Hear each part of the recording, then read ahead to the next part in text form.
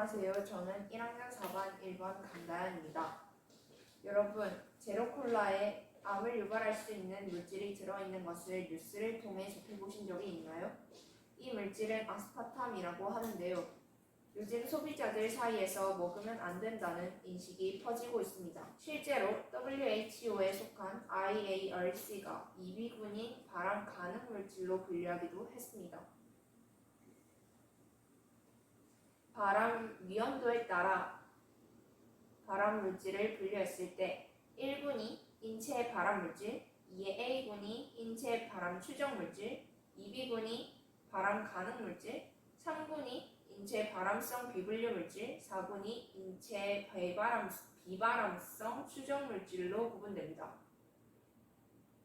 2.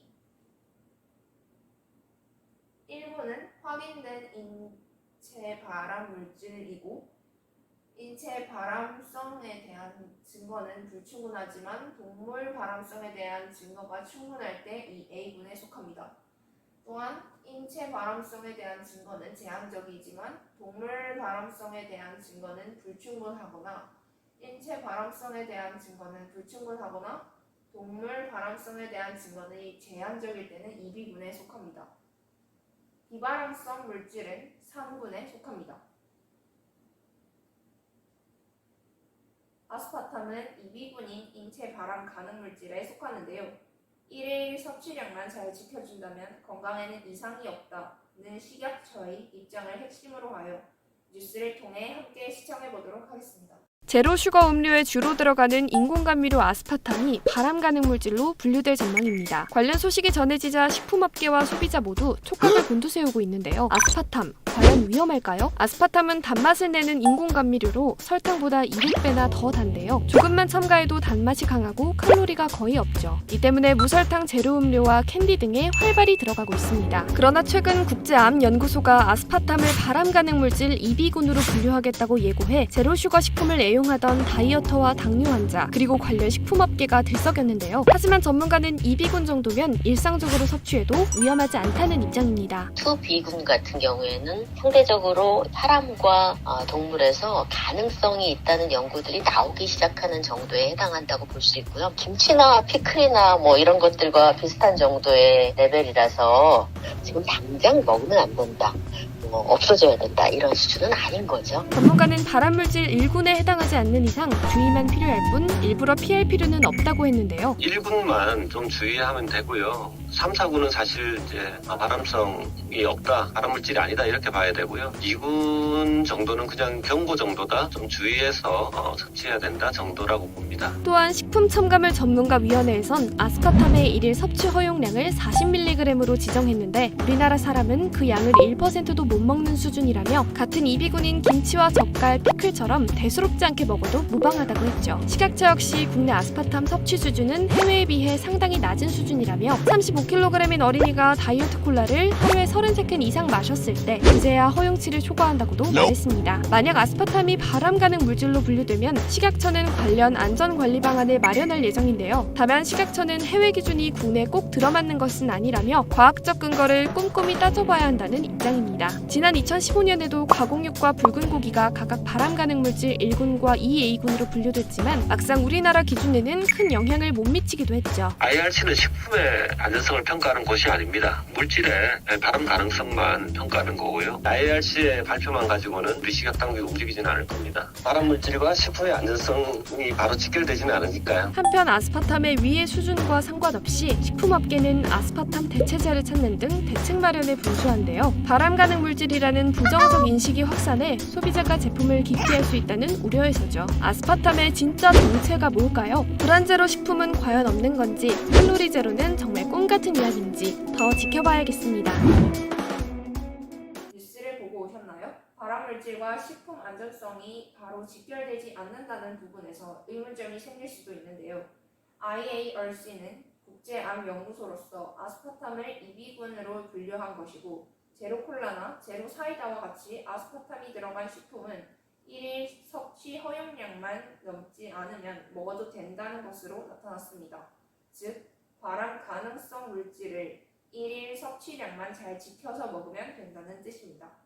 식약처에 따르면 아스파탐이 1일 섭취량을 초과하려면 성인 기준으로 하루 막걸리 33병, 발효음료 428병을 마셔야 한다고 했으며 1일 섭취량을 초과하는 것이 우리나라 기준으로는 어렵다고 하였습니다.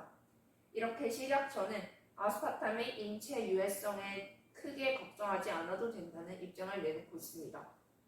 해서 저의 생각으로는 꼭 먹어야 하는 것이 아니라면 아예 먹지 않는 것이 가장 좋은 방법이겠지만 먹어야 한다면 아스파탐이 들어간 식품에는 아스파탐의 1일 섭취량, 아스파탐 함유량을 표기해서 소비자들이 1일 섭취량을 주의하며 먹을 수 있도록 하는 것도 하나의 방법이라고 생각됩니다. 음식마다 음식 속에 함유된 아스파탐의 양이 다르다 보니 아스파탐 기준이 음식마다 사뭇 다를 수 있다는 점 또한 기억해 주시면서 이 발표를 여기서 마치도록 하겠습니다. 하나님 아버지, 신명인들 모두 아스파탐을 잘 알게 해주시고 발암물질로부터 건강하게 해주세요. 아멘. 제로 슈거 음료에 주로 들어가는 인공감미료 아스파탐이 발암 가능 물질로 분류될 전망입니다. 관련 소식이 전해지자 식품업계와 소비자 모두 촉각을 곤두세우고 있는데요. 아스파탐, 과연 위험할까요? 아스파탐은 단맛을 내는 인공감미료로 설탕보다 200배나 더 단데요. 조금만 첨가해도 단맛이 강하고 칼로리가 거의 없죠. 이 때문에 무설탕 제로 음료와 캔디 등에 활발히 들어가고 있습니다. 그러나 최근 국제암연구소가 아스파탐을 발암 가능 물질 2비군으로 분류하겠다고 예고해 제로 슈거 식품을 애용하던 다이어터와 당뇨 환자 그리고 관련 식품업계가 들썩였는데요. 하지만 전문가는 2비군 정도면 일상적으로 섭취해도 위험하지 않다는 입장입니다. 2비군 같은 경우에는 상대적으로 사람과 동물에서 가능성이 있다는 연구들이 나오기 시작하는 정도에 해당한다고 볼 수 있고요. 김치나 피클이나 뭐 이런 것들과 비슷한 정도의 레벨이라서 지금 당장 먹으면 안 된다.